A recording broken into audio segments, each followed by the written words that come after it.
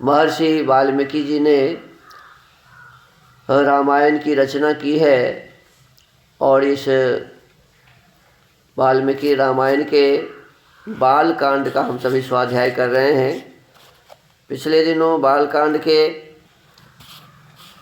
31वें सर्ग की समाप्ति पर हम सब ने जाना था कि भगवान श्री रामचंद्र जी के यह पूछने पर कि यह स्थान किसका है, कैसा है, जो बहुत देखने में मनोरम लग रहा है, मिथिला जाने के क्रम में सबसे पहला जो स्थान मिला उसके बारे में जानकारी हासिल करने के लिए उन्होंने महातपस्वी विश्वामित्र जी से पूछा। श्री रामचंद्र जी के इस प्रश्न से प्रेरित होकर उत्तम व्रत का पालन करने वाले महातपस्वी विश्वामित्र जी ने ऋषि मंडली के बीच उस देश का पूर्ण रूप से परिचय देना प्रारंभ किया। इतना हम लोग जान लिए थे। जब भगवान राम सुबाहु और मारीच को मार देते हैं और जब संध्या आदि करने के पश्चात रात विश्राम होकर सुबह होता है और वहाँ से आगे बढ़ते हैं, पूछते हैं गुरुजी को अब हमें कहाँ जाना है, तो कहते हैं मिथिलापुरी जाना है। महाराज जनक जी बहुत बड़े यज्ञ कर रहे हैं, उनके यहाँ एक बहुत ही सुंदर धनुष है और उसे देखने की आपको भी आवश्यकता है। आप भी वहाँ चलिए और आप भी हमारे साथ उस धनुष को देखिए, यज्ञ को देखिए। और विदा हो जाते हैं सभी। और पहला जो स्थान देखने को मिलता है वो बहुत ही मनोरम दृश्य है वहाँ का। उस दृश्य को देखकर जब जिज्ञासा करते हैं तो विश्वामित्र जी बताते हैं। अब क्या बताते हैं, ये 32 सर्ग हमारे 32वें सर्ग में इसको बताया है। ब्रह्मयोनिर्महानासीत् कुशो नाम महातपाः अक्लिष्ट व्रत धर्मज्ञ सज्जन प्रतिपूजकः।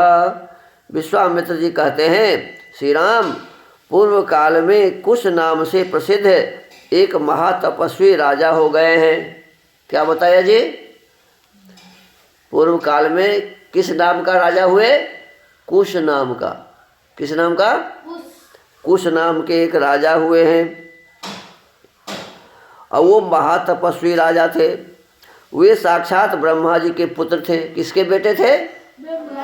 कुश जी किसके बेटे थे? ब्रह्मा जी के बेटे थे।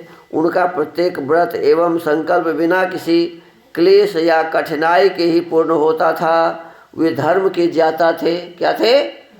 धर्म के ज्ञाता थे। सत्पुरुषों का आदर करने वाले और महान थे। सत्पुरुषों का आदर करने वाले थे और महान थे। सौ महात्मा कुलीनायां युक्तायां सुमहाबलान वैधर्म्यां जनयामास चतुरः सदृशान सुतान। उत्तम कुल में उत्पन्न विदर्भ देश की राजकुमारी उनकी पत्नी थी।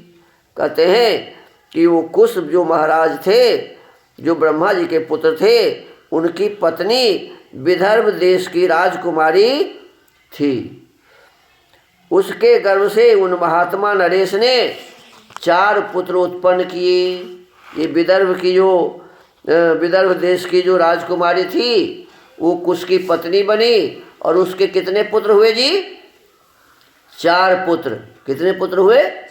4 पुत्र उत्पन्न किए जो उन्हीं के समान थे। माने जैसे कुश थे धर्मात्मा, जैसे कुश थे महातपस्वी, ऐसे ही उनके चारों पुत्र भी धर्मात्मा और महातपस्वी थे, उन्हीं के समान थे।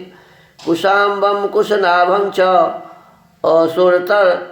असुरतर जसं वसुम दीप्तियुक्तान महोत्साहान छत्रधर्म चिकीर्षया तान वाच कुश पुत्रान धर्मिष्ठान सत्यवादिनः क्रियतां पालनं पुत्रा धर्मं प्राप्स्यथ पुष्कलम। उनके नाम इस प्रकार हैं। वो 4 पुत्र के नाम क्या हैं? तो कहते हैं एक का नाम था कुशाम्ब, दूसरे का नाम था कुशनाभ, तीसरे का नाम था असुर तरजस,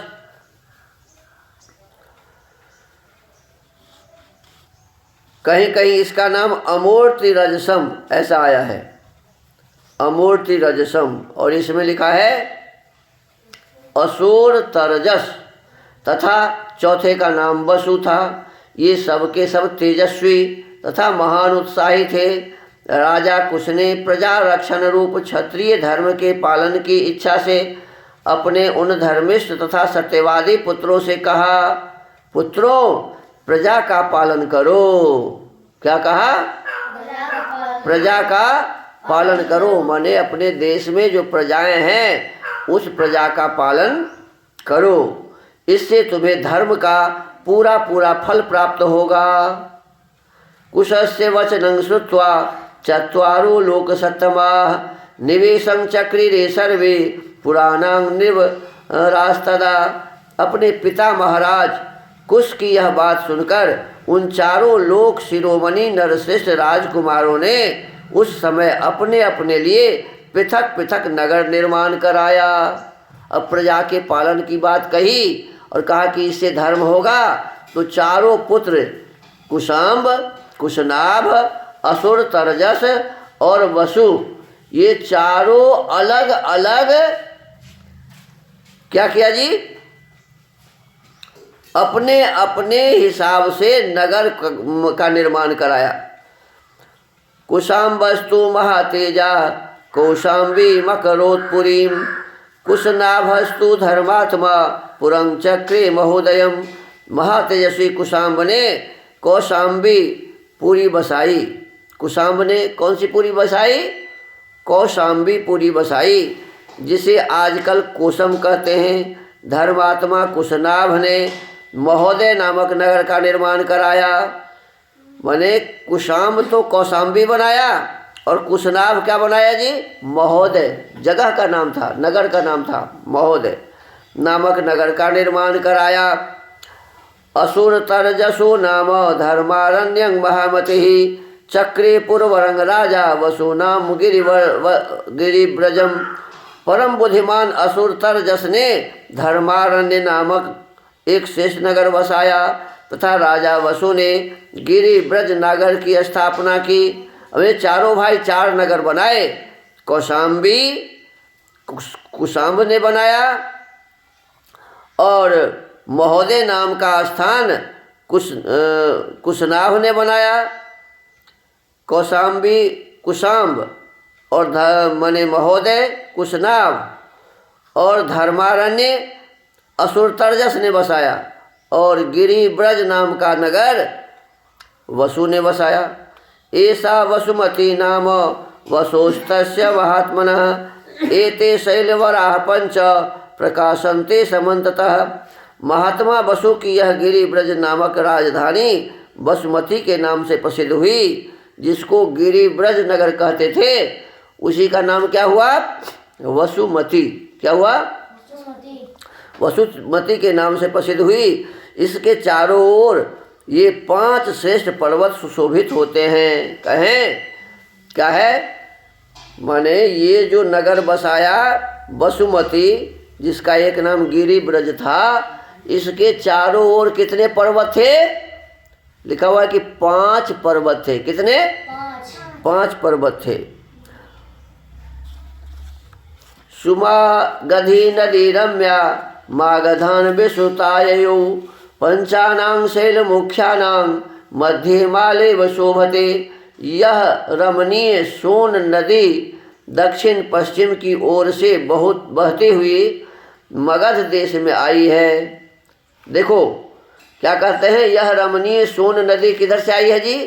दक्षिण और पश्चिम की ओर से बहती हुई मगध देश में आई है, इसलिए यहाँ सुमागधी नाम से विख्यात हुई है। यह इन 5 श्रेष्ठ पर्वतों के बीच में माला की भांति सुशोभित हो रही है। सैषाही मागधी राम वसोस्तस्य महात्मनः पूर्वाभिचरिता राम सुक्षेत्रा सस्य मालिनी। श्री राम, इस प्रकार मागधी नाम से प्रसिद्ध हुई यह सोन नदी पूर्वोक्त महात्मा वसु से संबंध रखती है। रघुनंदन, यह दक्षिण पश्चिम से आकर पूर्वोत्तर दिशा की ओर प्रवाहित हुई है इसके दोनों तटों पर सुंदर क्षेत्र उपजाऊ खेत हैं, अतः यह सदा सस्य मालाओं से अलंकृत हरी भरी खेती से सुशोभित रहती है। अब हम सब ने आज विशेष रूप से जाना कि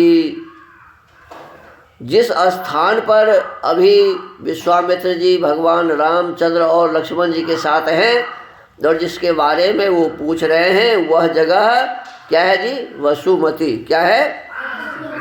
वह जगह वसुमती है और सोन नदी वहाँ पर है। कौन सी नदी है?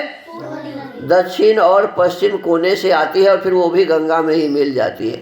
तो इस प्रकार से वह स्थान बड़ा ही सुंदर, उपजाऊ, हरा भरा, देखने में बहुत बढ़िया लग रहा है। तो उस वसुमती के संबंध में अभी बता रहे हैं।